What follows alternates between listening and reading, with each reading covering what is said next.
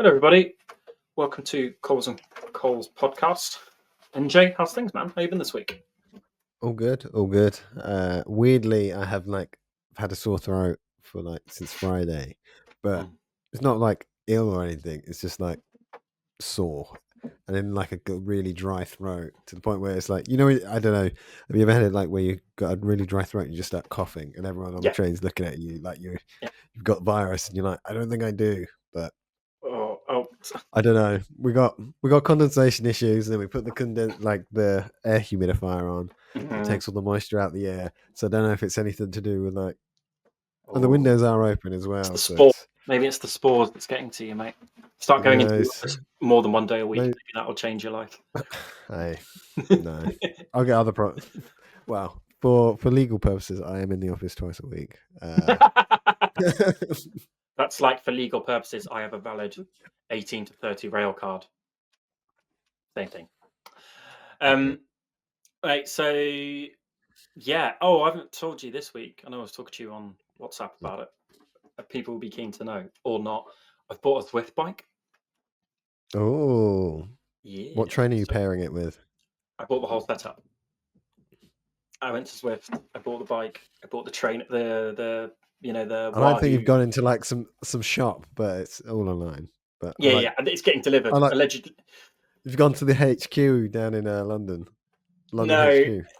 In Victoria. No. So I ordered it online. Allegedly, it comes in 3 separate boxes, and I'm really hoping that it doesn't come on a day I'm in the office because my pregnant wife shouldn't be picking up 30 kilos of random Zwift.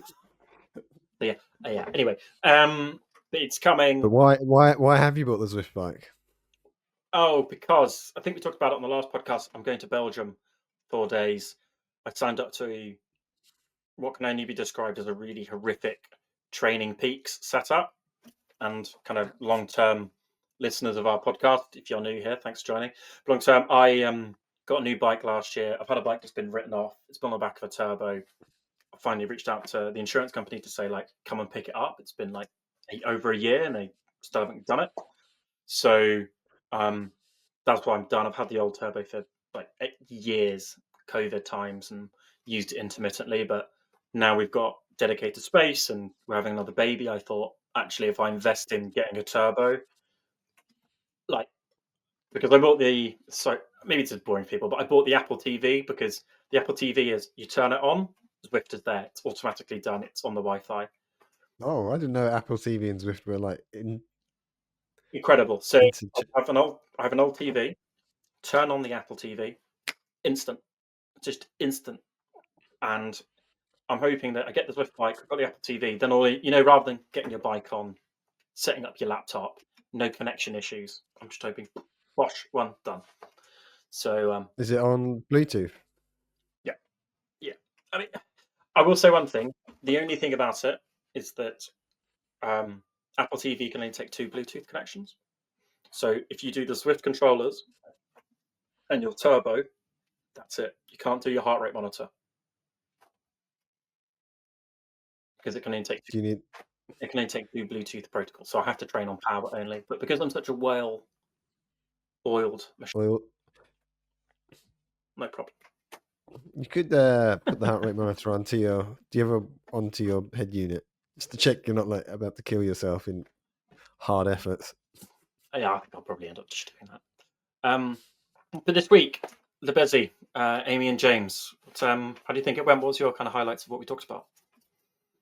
I just like the whole story. Well, without spoiling it for everyone, I liked how they just decided on a whim to just buy a place, and then the Bezy was born.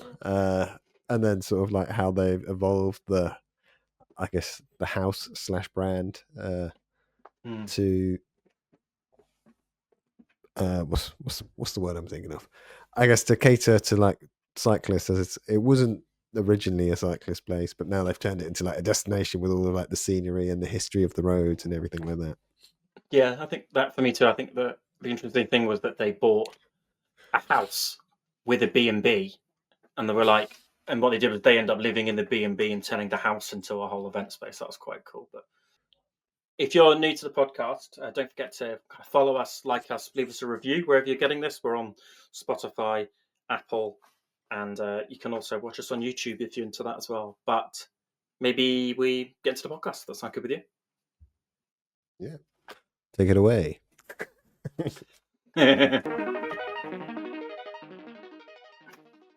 Hello, everybody. Welcome to the Cobbles and Cols podcast with NJ and myself. This week, we've got some guests that we met at Rouleur back at the tail end of last year. It's Amy and James from Bezy Pyrénées. Amy and James, welcome to the podcast. Hello. Thank you for having us. So, long-term disciples of the podcast will know that we break this into 3 component parts, which is obviously who are you and how did you get into cycling. Point 2, we'll get into hearing about Bezy Pyrénées, which is a place that I would like to go and visit, and I know a lot of people have, but really excited to hear about it. And the third part we'll do is going to be our usual Q&A, white bib shorts, cobbles, etc., etc. So in the interest of time, maybe Amy, we'll start with you. Maybe introduce yourself and maybe how you got into cycling. Okay, so, well, I'm Amy. Hi, everyone. I got into cycling probably around, 10 years ago, do you reckon? Yeah. It was a little while after. 2015. Yeah, so for a long time, I've been a runner, and then James got into cycling, and it didn't really interest me. He was going off doing the club rides every weekend, and it just didn't really catch me like that. And then I got a bike shortly before we left the UK. So basically we left the UK to go and live over in the UAE, and it must have been a year before we left. I got a bike and I was like, right, now I'm going to start cycling. Did a couple of rides, did not enjoy it at all. Sold the bike as part of our things when we moved. Mm-hmm. And then we'd been living out in Abu Dhabi probably for about a year, and I'd been continuing running. And again, James had become part of like a race team and like a regular weekend ride. And then it must have been probably we'd been there for about a year. Mm-hmm. And then we decided we were going to stay, which helped a lot. But then we thought, okay, maybe now's time to get a bike and to get into cycling. And it went from there, really. I think like from the first ride that I had out there, like, I don't know, I just loved it. I think the whole vibe was just very, very different. And the group cycling, like it was all like, it just really got me into it. Did it help it was warm? Did it help that it was warm? It was a bit too warm, to be honest. But I think when you're out, like, we've always met so many incredible people through cycling. So when I started cycling out there, like there was, I don't know, 20, 30 plus people in a group ride. And it just had a good energy, I suppose. Like one of the weekend rides was always a bit sort of head down and off you go, super quick. But we've always it's brought us in contact with lots of amazing people, and I think that's the nicety of it. And I think that was the nice thing about it out there. And obviously, like, the weather was better to what it would have been when I would have first started riding in the UK. So I think that helped a lot, to be honest. Yeah, when you started in the UK, it was like January. Oh yeah, it was a wrong time. Wrong time. Cold and dark. Yeah, exactly. And James, maybe how about you? How did you get first into cycling? I'd always ridden a bit, mainly on like hybrid bikes, commuting to work, and I'd done the London to Brighton, the British Heart Foundation charity ride that they do each year. I'd done that a couple of times on like a flat bar hybrid bike, and I'd always played football, like Sunday league, Saturday league, five-a-side, and I kind of not kept getting injured, but I wasn't not playing at a high enough level where it was like high quality. So you were getting people trying to break your legs, and it's not ideal. And I had to go to work the following day. And a friend of mine actually bought a road bike. It must have been 2011, late 2011, and I wasn't so keen. And I think early 2012, I bought a road bike and had it for a while. Shortly after that, he sold his road bike, and I was just left with this bike, thinking, "Oh, what am I gonna? I've got no one to ride with." So I just went and joined like a local club run. There's a big where we're from like southeast Kent, so Canterbury, Thanet, Margate way, and there's a big road club there it's quite old, it's got a long history, Thanet Road Club, and I would just go and tag on the back of their club run as it came through near where we live. And for the first few times, I'd just be riding with the old guys at the back, and they'd, like tell me a bit. And I'd get dropped quite often. And for like the first few weeks, it was like maybe like an 80k ride. And for the first few weeks, I just kept getting dropped, and I'd lose everyone. We'd go into this little town called Dill on the seafront, and everyone would disappear. And I was like, because it would like split to pieces, I had no idea where anyone was going. And it turned out that they were going to like this little cafe, but it was like down a side street. So I'd get into this town, lose everyone, and then just have to ride home by myself. And that went on for like 2 or 3 weeks before I cottoned on to where people were going. And it just grew from there. Like, I just carried on going, and you get a bit fitter, and you start riding to not at the front, but more towards the front with the people more of my age rather than the old boys at the back.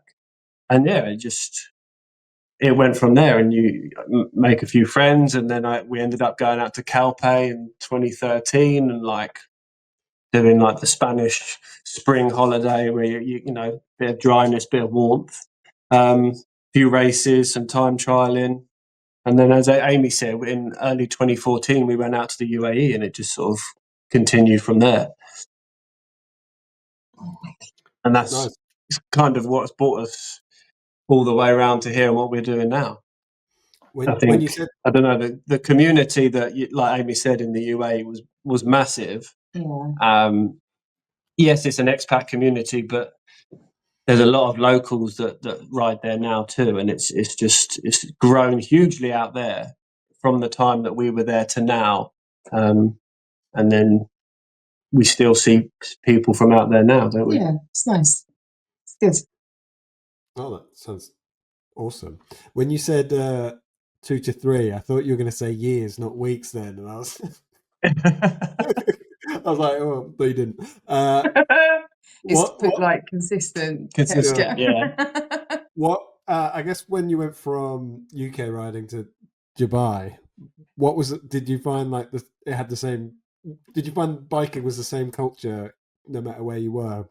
Or was there like vast difference between like a UK club and like everyone else in Dubai?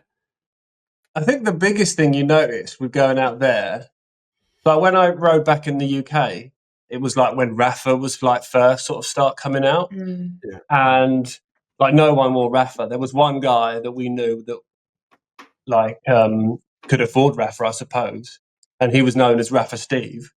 Everyone else was in like old club kit and whatever else. And you went out to the UAE and there was no one not in Rafa. And you're like, oh, okay. So it's people with more disposable income. They're on massive like high-end bikes. And then in the UK, everyone's on, winter bikes, mud guards, old kit. So that bit was very different. But in terms of like the community, it was kind of similar. Like you got your people that took it very seriously. They would talk about weighing their food. And then you talk about the people that were there for the laugh and for the social side of it. So when you guys came back from kind of, maybe this leads into our next section, but when you guys came back from the hot Middle East and back to Blighty, what then kind of was the instigation for you guys to kind of go out to the Pyrenees? Well, we came pretty much direct here from the UAE. So we'd been out in the UAE I was out there for almost 5 years. And when we sort of began to get fed up with it, work-wise and lifestyle-wise, we thought if we were to go back to the UK, we'd fall into our old lives. And we were like, oh, do we really want to do that? I think the hardest thing is leaving somewhere, right? So when you've left that place and you've sort of got over that hurdle, I think then for us, we kind of felt like we've done the hard bit. We could more or less live anywhere now, really.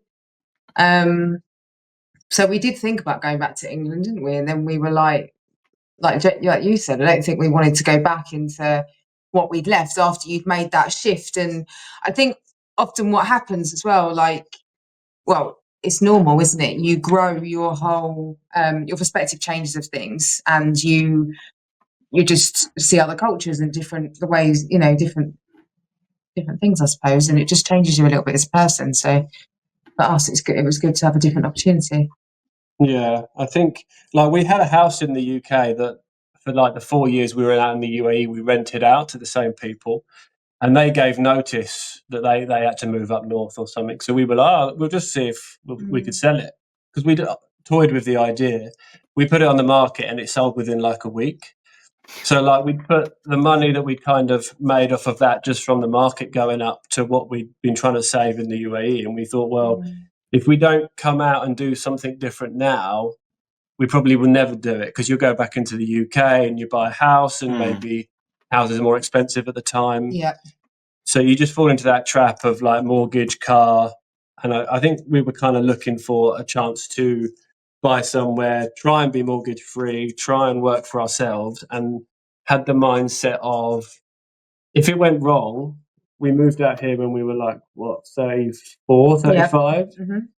If it went wrong, then we could just go back to the UK and sort of start again. I think we've always had that mentality. Even when we went out to the UAE, it was like, well, if it doesn't work, all we'll do is go home. That's it. You've got to give these things a try. So obviously, if you can give these things a try, if the opportunity is there, but that's always been our mentality, hasn't it? Yeah. What's your worst case? Well, we just start again, or we go somewhere different. Nice. What, I guess, before we get on to section 2, what sort of jobs were you doing before you started your small business? Were you? So for me, ever since I'd left school, I've always worked for BMW.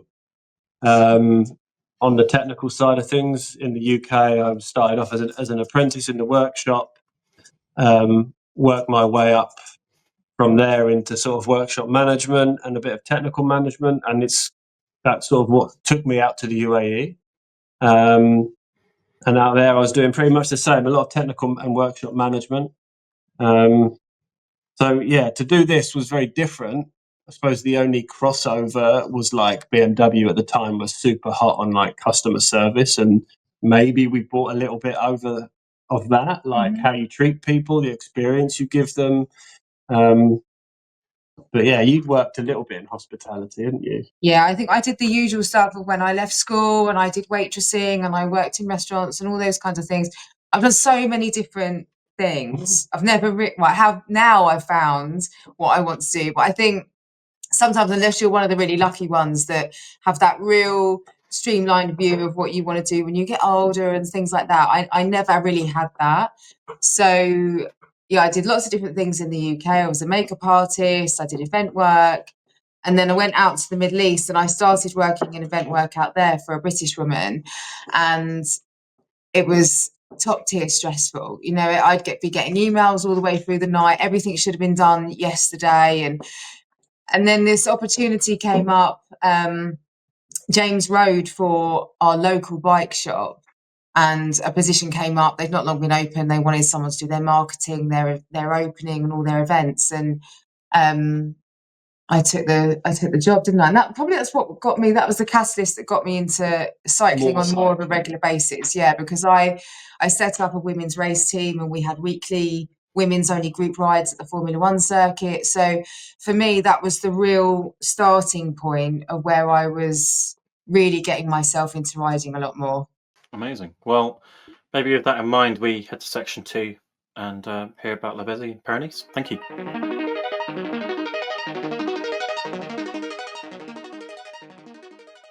Welcome back, everyone. So guys, how did you, I guess you were in Dubai and you sold your house. What was the catalyst to be like, let's start a bike business in the Pyrenees? I think it was just, for us, it was the opportunity to have a different lifestyle, to be able to work for ourselves. And we'd always we hadn't always had the idea of La Bezy in our minds, had we? No, not always. I think like it naturally, when we first thought about the concept of opening La Bezy, we didn't necessarily think that we were going to target cyclists as much as obviously we do now, because we thought that it would kind of be a bit too niche, right? Yeah, I think like when we first were thinking about it, we were thinking more like, I don't know, more of the luxury side. Like we'd first come to this area in 2015 on a holiday, and we'd stayed at like a little Mr. and Mrs. Smith place, like half an hour away from here, and we were like, oh, this is great. Mm-hmm. We hired bikes on that holiday and rode around the area. And so we moved here end of 2018. We spent 2019 doing up the house. And sort of over that period, you kind of realise, well, hold on, we are cyclists. And it would be silly not to sort of target cyclists or trying to get more cyclists into the area. And I feel like it's naturally, because we have like on social, James has his own profile, I have mine, the Bezy has its own, and I feel like it's made this sort of natural, it's gone in such a natural direction to encourage cyclists, because it's just being around like-minded people, isn't it? So I think that's been like a natural draw for people. Yeah, and it doesn't feel like work when you've got a house full of cyclists. Although we're looking after them, we're taking them out on rides, Amy's doing all the cooking, it doesn't feel like work. Whereas if we've got a house full of guests that... I think in the very beginning, we had people who would just be here for a wedding or use us as a location, and then sort of we wouldn't really see people. They'd just be here for the evening, and maybe, you know, they'd sit and have a few drinks here. But it definitely felt like there wasn't that same rapport at all. Like people hadn't come here for us or to experience what we can offer sort of with the riding and with everything else that we do. It was just we were a base, and I think that's harder. Whereas when you're cycling with people every day, you're eating with them, you just build up this really lovely connection where it's that cliche thing of being like people turn into friends, isn't it? Yeah, it does sound very cliche, but we get quite a few people that come back. Yeah. And it's got to the point where you look forward to, we look forward to all people coming, but you're like, those two or that group, you know, it's going to be like an easy week, or it'll feel it's fun. It's more fun, you know, it's just everything is quite seamless. And when you, it took us a while to get into that real groove of feeling really comfortable with what we did. And then I think once you find your own routine and everything starts to flow, it just feels really seamless, and you know, it works. The wheels start turning and it starts to work. So I think we're at that point where, especially last year, it felt, well, the past couple of years really, post-COVID years, it felt like that gradually, and now it's kind of turned itself into this like just this really nice, I can't even think of the words. Business work. Nice work. Yeah. Yeah, it sounds like, I guess at the beginning it felt like you were just like a hotel in the middle of the Pyrenees that people would be at, and now you've sort of built, I don't want to say like hostel, but you know, like that kind of hostel vibe where it's like everyone has a room, but they all come down, they all hang out with each other, everyone's kind of, I guess, that is absolutely the thing. I think is a bit like that, and we struggle for quite a long time of what to call ourselves in terms of, are we a B&B, are we like a small hotel, are we this, are we that? And we still don't really know. Lots of people call us different things, all nice things. But like in theory, we're a B&B that serves dinners. But we serve everyone together. So if there's like 4 or 5 rooms of all different couples, but they're all cycling, everyone eats together. But again, we get a lot of groups. And then obviously everyone comes down, like you say, the hostel vibe where everyone comes in and we're eating outside, and it's... We've stayed at so many little B&Bs where there was one in particular where a woman actually sat us down in the foyer of her house and read us the house rules. And I think from that moment we were like, we are not going to be that place. Yeah. Like, that sort of set a standard in our heads where like there are no rules. We want everyone to come in and really feel like they can feel at home. That's the important thing. You know, like if I'm cooking in the kitchen, someone might come and sit at the bar and then just chat with me, or even come in the kitchen and sit while I'm cooking. And I think for me, that just is like, oh, they feel really comfortable that they're here. And then that's the purpose, you know, like we don't want people to come away on holiday and feel as if like, you know, they're sort of creeping around, or that's why we try and create that energy. Yeah. And so kind of the vibes of the place seems pretty on there. When people are staying with you guys, what can they expect on kind of during the day, in the evenings? What's the things you guys are putting on for people? Well, we have different experiences that we do. So we either have like a bed and breakfast where people will come and they will have their breakfast. We can share a route with them, and off they go for the day. We can recommend places to stop for lunch and coffees, etc. And then what often happens is people will eat supper club with us, and then they'll continue to do that each night. So it's kind of that's the way that their day will kind of go. And then we have a cycling experience week where people can come, and either myself or James will go out and ride with them. They get their supper included, ride snacks, massage. Yeah, more of like a package. So like they don't have to worry about anything. Yeah. You know, like we can pick them up from the airport, or they can make their own way here. But then once they're here, like we've got a dedicated bike room. They haven't got to worry about like, is it safe? Is it not? We can hire bikes for people. And they haven't got to think about anything. Like all the food's provided. Like Amy said, one of us will take them out so that we know where the good places are to stop. We know which roads to avoid. We know like the quiet roads, the best coffee places, and they can switch off. And quite a lot of people go for that. Most people do it, and I think if it means it takes all the thought, you just literally you turn up and maybe you build your bike or you've hired one or whatever, but you don't have to think about where you're going. We obviously have that discussion with people, and we have like a form that we send out beforehand, which we get a good indication of what people expect from us, and then what we can sort of fulfill that expectation with ride duration and elevation and everything like that. So everything comes completely tailored to that person so that they're going to get maximum experience from their stay with us. And we do that for groups as well. So we get groups of friends, club groups. There's a group from London, Moloko, that come out 2 or 3 times a year. And we tailor it to sort of what they want. Do they want crazy days in the mountains? Do they just want to see a few of the local villages and do like 50, 60k rides? Or do they want 130 and suffer?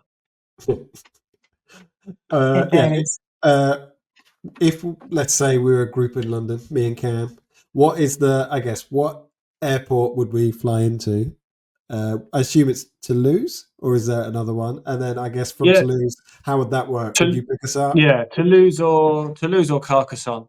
They're both about the same distance. Yeah, we're probably at like 45, 50 minutes from both of them. There's more flights into Toulouse, way more. From like Heathrow, Gatwick, Stansted. And then I think it's only really Stansted that flies into Carcassonne. Nice little drive from Carcassonne, though, through the vineyards. Yeah, it's cross country to Carcassonne.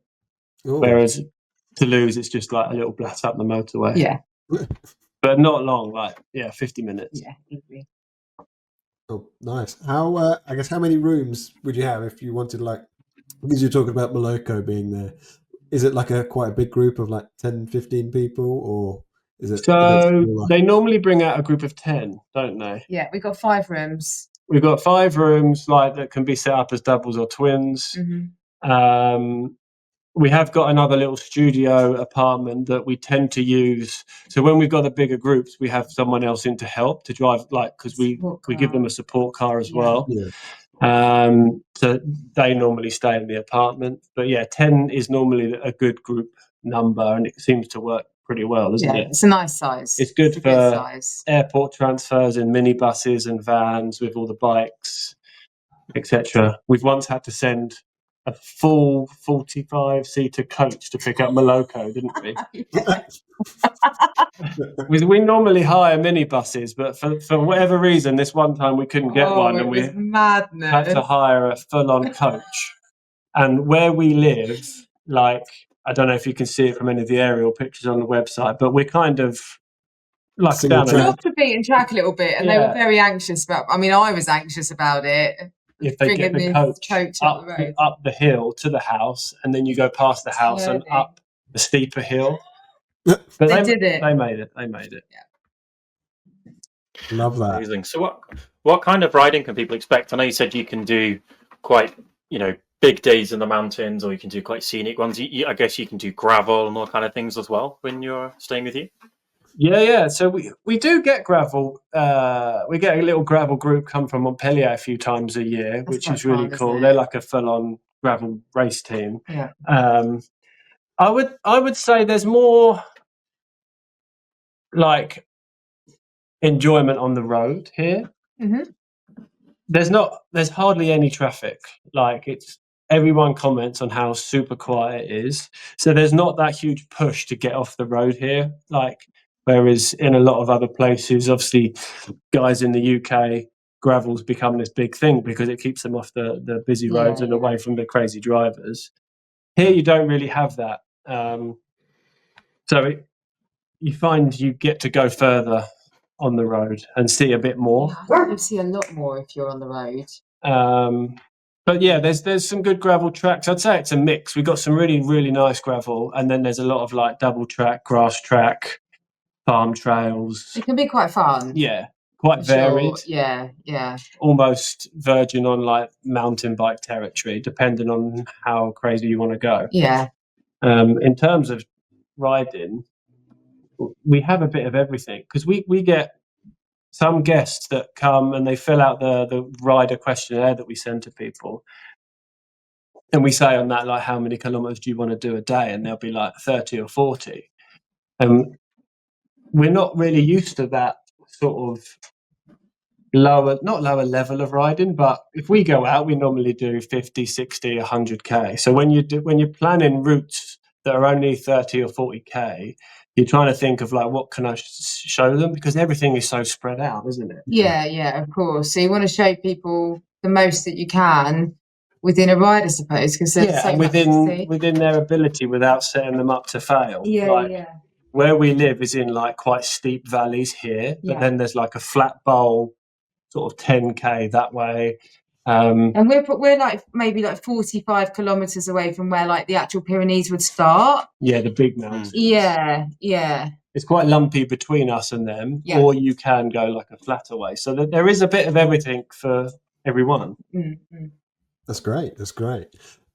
As you mentioned, there's a food element. What's the signature dish that you're cooking, everyone, Amy? Oh my God, the signature dish. I don't know. I love like a curry-based dish, to be honest, like a dal, or I do a lot of stuff with tofu. There's so many things that I love to cook. Yeah, there is a recipe book coming out soon. There's not. Well, you know. Everyone, we keep saying for the last few years we're going to do one because everyone. It's an idea up here somewhere, you know, which one day it will come into something, but at the moment it's a project. Amy won't say it herself, but she's a phenomenal cook. Thanks, and mate. everyone that comes loves the food, so they're often like, oh, can you share recipes? Have you got a recipe book? So it is something that we've talked about for a few years. It's something. Did you learn to, I guess, were you always naturally gifted in cooking? Or Definitely not. Jacket potatoes were my go-to dish. I think when we moved here, it was out of necessity, and because we knew we wanted to offer evening meals, because our closest village is like 7 kilometers away, and you know it's very hit and miss if there's furniture exceptional with places.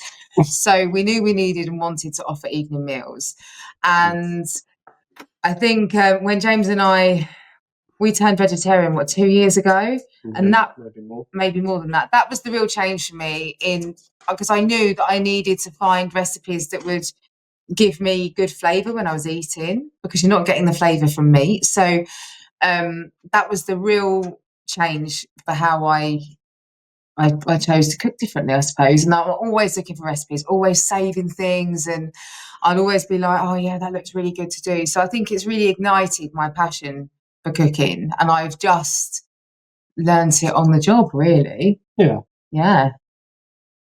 and it's worked so far. Amazing. So just thinking about, so that you guys said it first part or earlier that you came on holiday, and the Pyrenees, or where you stayed, is generally close to where your venue is now. Was there any other places you considered, or is there any places you would like to consider in the future, do you think? Oh, where else would you consider? I think before we came here, like I would sit in my office in Abu Dhabi and I felt like I knew every house for sale in Europe. I'd be getting sent messages all the time from Rightmove. Please check this house out. And I would be looking at Italy, but it always came back to France. And then when we came out here in 2018 for 3 or 4 weeks, we'd already decided to leave. Amy had already left the UAE, and I was going to be staying out there for a bit longer. And we came out here to basically see what we could get for our money, but not really planning on finding anything. And we'd looked sort of like south of Toulouse, right deep into the mountains, as far across as the Mediterranean, sort of down towards Perpignan and the coast down there. And we looked at so many houses. We found this one quite early on. It was one of the early ones that we looked at. But the way it was sold to us was like a big house with a gîte for rental for an income. So we were like, oh, that's not going to work. And it wasn't the setup we wanted either. Just to have a gîte where you gave people the keys and then see you in a week. That wasn't. We wanted that interaction. But then we were staying somewhere like 50k south of here, and they had a B&B, didn't they? And the interaction was really nice, and we were like, hold on, that house we saw, we could live in the smaller part and then turn the other side into like effectively what the business is now, really. Yeah. Incredible. So people are going to start booking with you now. Maybe when's the best time to come for people? When is the diary really busy? When have people got slots to come visit you guys? Anytime from like after Easter. Yeah, that's when we start to. Yeah, May it really ramps up. May and June are pretty good times of the year. We're normally always busy July, August. Like we've got a few. August gets a bit quieter. I think it's because it gets quite warm in August, so you're out on the road early, but then you can sit for the rest of the day by the pool, so it's quite a nice recovery. But so we're less busy in August time. Yeah, normally August fills up late. Yeah. Whereas like May, June, September and October seem to get booked up pretty quickly. Yeah, the bracket months do. September normally goes really on in the year. It's really hot. I mean, it's like a month where everyone wants to come. Like often it's like 2 or 3 weeks that we could sell out 3 or 4 times. You're like, why haven't we got any more rooms? We get a little caravan down there. Yeah. That's it. Some teepees in the garden, that'll do it. Amazing. I mean, so it sounds pretty. So for those uninitiated, so it sounds like flying to Montpellier, you guys come and pick up people. People can rent bikes as well. You can help people to rent them if they don't want to bring their bikes over. Perhaps did you say? Yes, we can arrange bike hire for people. Yeah. There's a local guy that we use and a few other shops that we go to. I think a lot of people tend to come with their own bike. I think purely because, like, I feel like I would do that out of comfort. If you know you're gonna have some good rides, and I don't know. Yeah, it's a very sweeping statement, but like the more people are into cycling, the more they want to bring their own bike. We've had groups over from Canada where it's obviously a lot more grief for them. We ride on 3T bikes and we have quite a good relationship with them. So if there's like a big group coming, we know that the majority of them want hire bikes. We can go to 3T, and they've supplied us with hire bikes in the past. It takes a bit of logistics, but it's like a nice bit of advertising for 3T, and we'll get some nice social media content for them. And then they supply the bikes, and we know that the group have got like really nice bikes to ride. Yeah, when we've done that before, everyone's been like over the moon. It's nice to do that. Nerd question. It was about 3T and pro cycling. Were they the original one by setup team? Where I think it was they were, but with Aqua Blue. Was it Aqua Blue? Yeah. So that was when they had the Stradas, and they were like the first bike in the pro peloton to be like one by. But that Strada, I think, could only be run by one by. We've got a couple of Stradas now, which are 2 by. But yeah, they're great bikes. Actually, we went to their factory in October, didn't we? Yeah, in Bergamo. that was very cool. And yeah, it was amazing to see, because now they've got a lot of their high-end carbon bikes are made all in Italy. So they like walked us through the process of what they're doing and the way it's all put in the molds and how it's injected with resin, and yeah, it was crazy. It was really, really nice to see. And yeah, we like their bikes, don't we? Yeah. I got another question. Where did the name Bezy come from? Oh, this is such a popular question. It's such a popular question, but I wish feel we like had an amazing answer for you. yeah, but there is no amazing answer.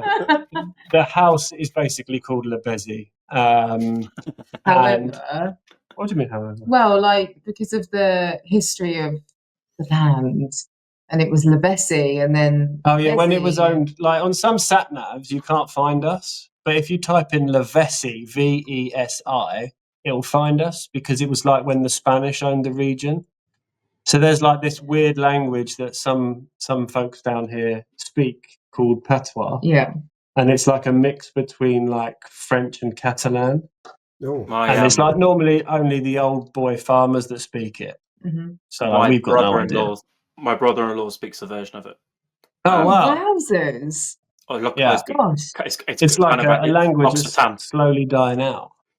Yeah, so my some people know. So my wife's from Gap in the Alps, and they're like really in the middle of the valley. So they're like 900 meters above sea level, but they're actually at the bottom of the valley at 900 meters. Yeah. And they've all lived and worked and farmed the land for like generations and generations. Oh, wow. When it wasn't worth that much money, and now they're all like prime real estate overlooking mountains. Anyway, yeah, they speak a really interesting language where sometimes they flip the last letter and the first letter around, and it's like quite difficult. Yeah, so that they speak. I can't even imagine. Yeah, it's very even very like we've got friends. We've got friends here that speak obviously perfect French, absolutely perfect, and they can't understand a word of it when they're all together. They've got no idea. No. So my brother-in-law's father, so my wife's sister's husband, when his dad is speaking, my mother-in-law translates, and then my mother-in-law speaks to my wife, and then my wife tells me what's been said. Oh my god! It's really hard, and he does that thing where you kind of like half talk and half laugh. So I just go, oh yeah, whoa. That's just nice.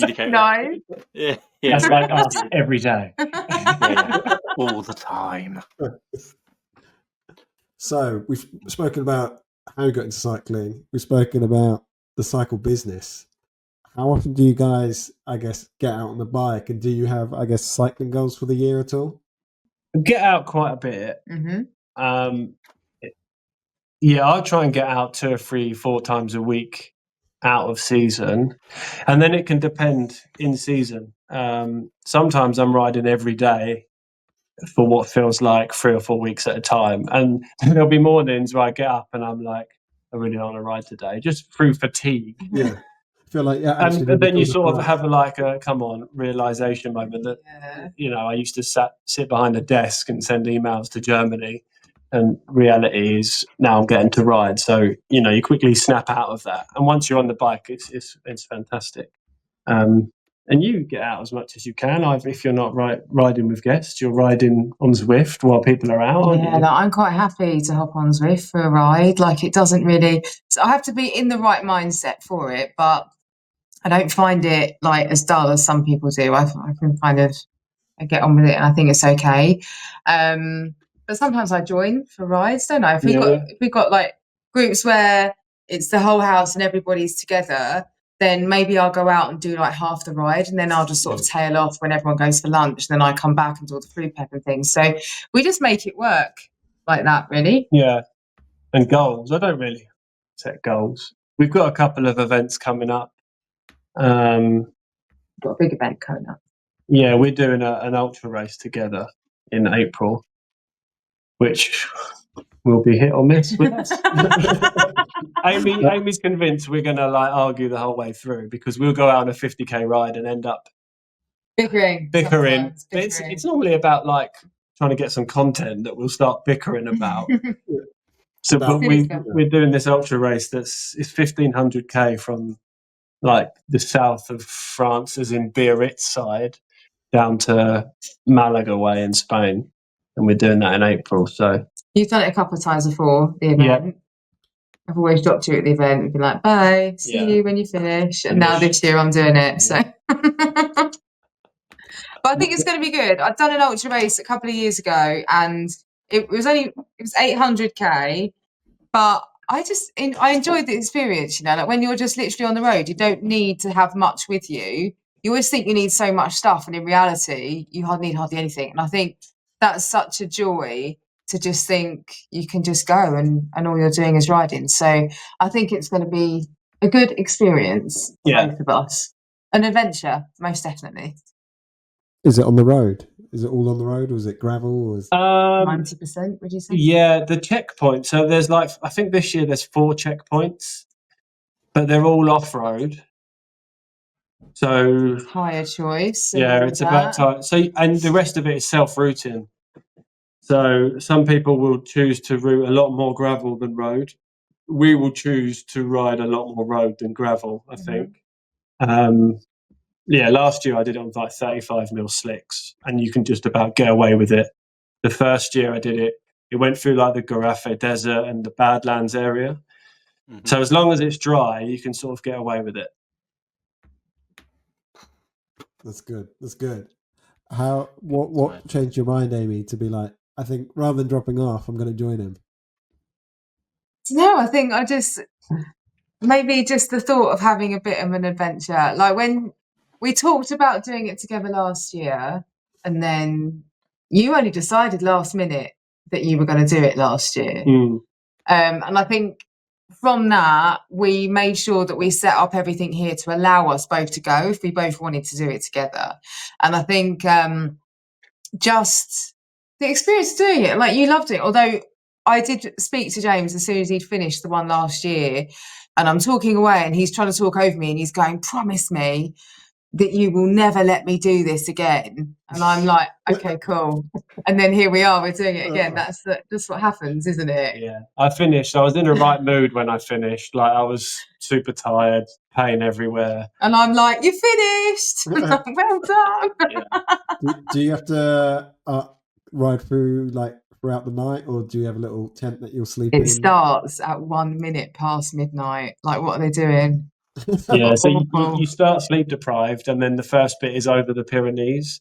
So like you pray for good weather on that first night, and then you obviously drop down into Spain, sort of near Pamplona, and then again you just pray for the nice weather. I think we will ride through the night. I think it just depends if there's a point that we're feeling good of where we want to get to, then we're just going to go for it. Yeah, Amy's like, I kind of sold it to Amy that we wouldn't be competitive.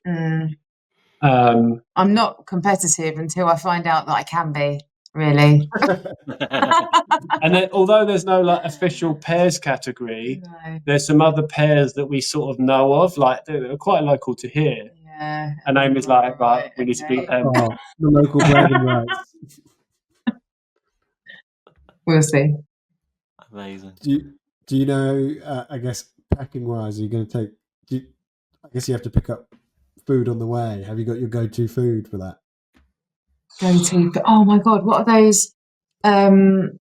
So for me, on the last ultra that I did, would have like these packs of quinoa with like loads of vegetables in them that I just pick up from the supermarket, which is so good.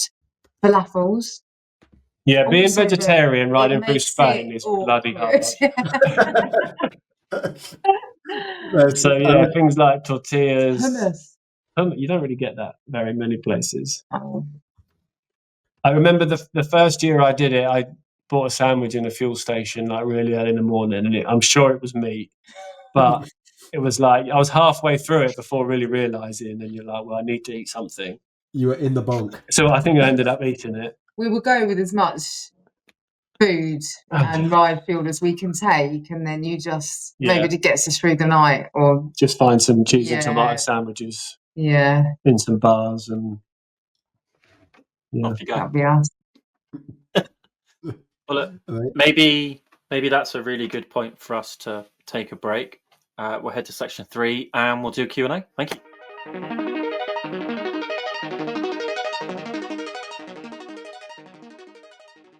Welcome back, everybody. Welcome to section 3, question and answers. James and Amy. So maybe we'll start off this one first. We spoke a lot about people coming for the experience with you guys and selecting a route, but maybe why don't you tell people one of your kind of favourite routes, or what's your favourite loop to do, Amy? My favourite route. Okay, so it's a little bit further away from us, but it's Col de Pyrénées. I think that is actually I've got two. Can I have two? Sure. Because now I've started with this one. Right, Col de Pyrénées is one of my favourite climbs. It's probably like we have to get in the car for that, don't we? It's like 50 minutes away from us. Yeah, even you could do it in a day from here, but it's a big day, but it's a big climb. It's like 2,000 metre, and it's just when you get to the top and the switchbacks, it's really, really dreamy. So for me, that is. Look it up, Col de Pyrénées. Like the views from the top. It's gorgeous. Are mental. So that's one of my favourites. And also we have another loop where we do up to Tongle-Solsem and Col de Port. That's like a triple climb loop, isn't it? Yeah, so we often start that ride in a place called Tarascon. Yeah. And you go down like a valley and basically up a dead end climb to a big lake called the Tongle-Solsem. Again, it's absolutely breathtaking. It's so beautiful. And then once you descend that, you've got Port de l'Ers and then Col de Port, and that is like those two routes are my favourites. They're just really dreamy, really lovely. And often when you get to the top of Port de l'Ers, there's people like, is it paragliding? Yeah. So it's just, it's breathtaking. It's really beautiful. Yeah, for mountain days, they are like the go-tos for blow people's minds and blow their legs apart. Yeah.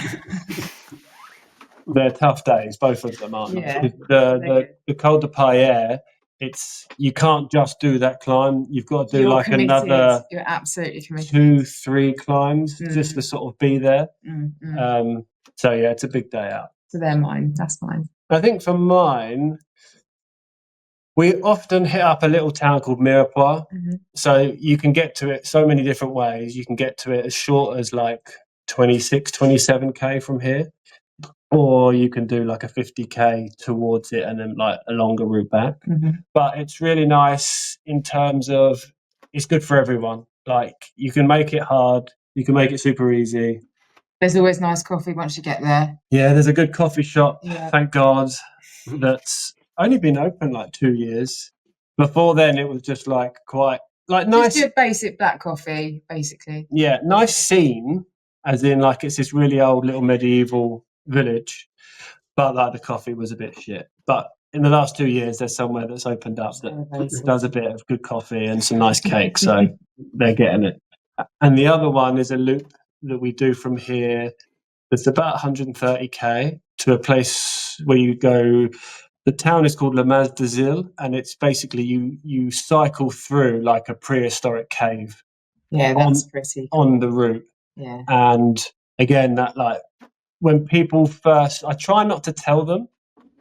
So when you head out over the valleys and then you drop down, then you come out of this village and you go around a corner and there's this huge cave. Everyone's like, what? And you see everyone scrambling to take their phones out to try and film themselves cycling through it.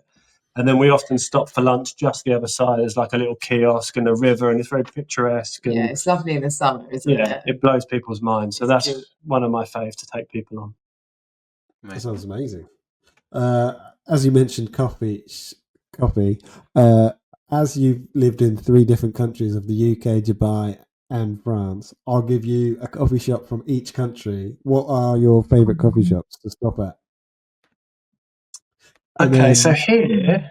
And what as well is what we'll get to. What coffee are we getting? What's the order? Here I'm going to have to go with... There's a place in Foix. A lot of people would have heard of Foix. There's a lot of Tour de France finishes in that town, and it's about 40k from us. And there's a little coffee shop called Café Lihu. And I think he's Colombian, the guy, isn't he? Or is he Mexican? He's from South America.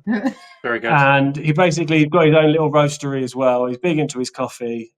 He's won an award for the 3rd best coffee in France. Tastes amazing. And yeah, for a long time around here, the French weren't doing great coffee, but this is great coffee. It's slowly coming. I think I'm going to have to be with you on that one for here because it is the best, isn't it? Yeah. He does a great matcha as well. Like it's just. In there, I normally just have a cappuccino because these flat whites blow your head off. You get on the bike and you're like, I've got caffeine shakes. It's not shaking. Yeah. So I normally just have like a cappuccino in there with oat milk because there's not many places that do alternative milks as well. So we know where they all are around, which is good for people coming from London, etc. Mm-hmm.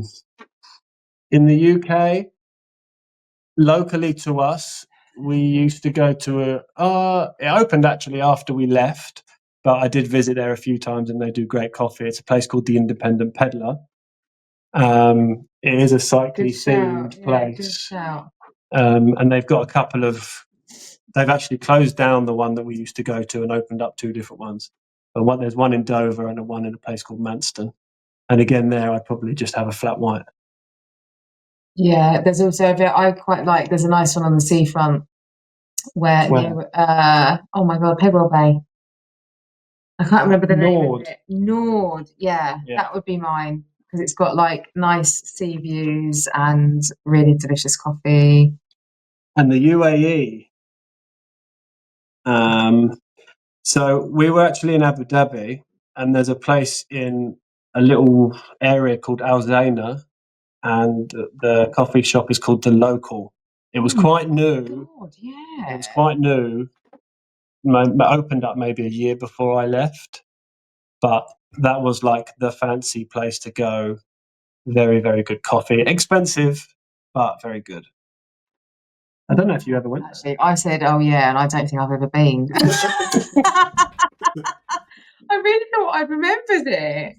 What would be mine? We used to go to that little equestrian place and get the most delicious camel milk coffee when we had like camel milk coffee and cow's milk. So where we lived in Abu Dhabi, we weren't in like a crazy expat area. No, we were quite out with the city. Like there was a lot more locals around us, and we used to be able to ride from a house, and you could like get to like, we'd call it the seafront, but it was just like a band of water. It's through like some farmlands, I suppose. Yeah, a very different side to the UAE than most people would see. Like a lot just where normal people lived, normal like Emiratis.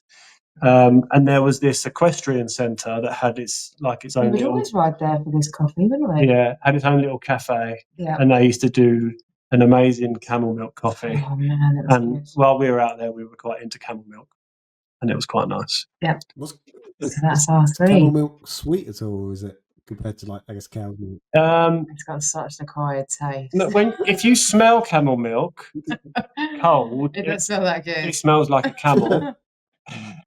But in a hot drink, it's really nice. Yeah, it's delicious. It's really good. Fair. Well, now we kind of get onto the most pertinent question of probably this podcast, nay, maybe your lives.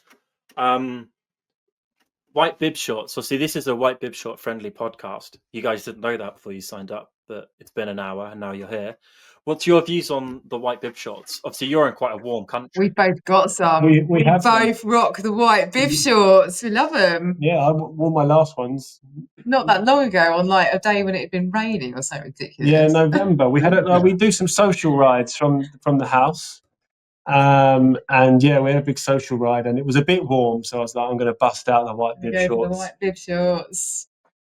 Not so good once you're going through a little bit of wet road. No, but they were fun. But they're cool. Very cool. I'm down with them. There you go. Bring them back. They never went. Yeah, we got 2 more questions left for you. I have a feeling I already know what the answer to the next one is, because you mentioned that you like one of your favourite loops is going up a climb. So do you prefer Cobbles or Cols, as the podcast name is? I would say Cols, yeah. Yeah. I haven't done enough. I haven't done like any proper cobbles Yeah. like up in the north of France and Belgium. I don't know how I do Just that. stuff in like, you know, when we've been in Italy and like Yeah, you get the old cobble streets in Italy, And and you're they're like oh my they're God. lethal when they're wet. Yeah, So yeah, I'd go Coles. every time. Yeah. That is, yeah. You're in the majority of guests who much prefer. Although I do love watching the classics. Yeah. Like I'd rather watch a classic day than necessarily It's interesting. like, you know, like a big climb day on one of the big tours. Well, technical, I do like the one day races just for sheer entertainment. The couple one day classics are just pure mayhem. Yeah, but ride Coles. Yeah. And then I guess the final question is what is in your cycling hall of fame? Okay, I'm going to go first on this one. Okay. So mine is do you call it a lift in the cycling cap? Well, it's your thing. Yep. So it's a lift when you do the thing with the cycling cap. You know what I mean? Like from like the 80s and the super bright, colourful cycling caps. I think that's really cool. You still think it's cool? Yeah, I do. I'm going to start wearing my cycling cap like that. How often do you start? Do you not looped already? It's in the Hall of Fame, but you're not looping. Looped, is that how you say it? I said looped. Well, I guess you got to say it about right? Looped. The greatest man to ever lift is, look it up, is Miguel Indurain in Barnesto kit. Oh yeah. Yeah. Oh, you have to show me. I'll show you a picture. He's got big black hair sticking out, and it's like well up. And big Mig was about 80, maybe 85, 90 kilos, and like 6'3". Yeah, absolute animal. Yeah. Mega. And for me, I think it's got to be the sound of deep section wheels. Oh, the whistle, kind of. I know. Because I remember, like, when I first started cycling, obviously you're on like a relatively cheap bike with cheap aluminium wheels, and you'll be riding with people that have ridden for years, and they've got the bike that looks the business, and you can hear them coming.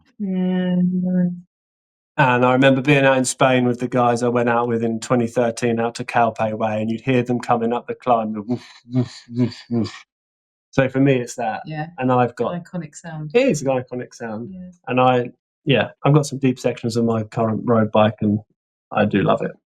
Amazing. Well, guys, thank you very much for being on the podcast. It's been really great chatting to you and getting to know you more and better.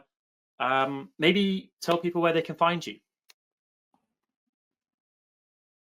So we've got our Bezy website, which is www.thebezy.com. You can also find us on Instagram, Bezy Pyrénées, James Bezy Pyrénées, Amy JC. Oh my God, I got it wrong. JC Bezy Pyrénées and Amy Bezy Pyrénées. And YouTube, which is Amy Bezy Pyrénées. Yeah. So if you Bezy Pyrénées, you put that in, we're everywhere. Oh, because you've taken over the SEO. We'll make sure we link to everything in the description below if you're watching us on YouTube, or like regular people, you listen to this on Apple Podcasts. Perfect. Thank you, guys. Thank you. But this week on the Cobbles Cols podcast, it's thanks from myself and thanks from NJ. Thank you. Bye. Every week we do this, and every week. He's done it in a complete. All right, he's done this in a like. He's never ended a show like this. I end it all the time. Never ended a show like this. So we're all. I was like, I don't know what you. And it's goodbye from me. Goodbye from me. And it's goodbye from us. That was so shit. Leave it in. I don't care. End of the podcast.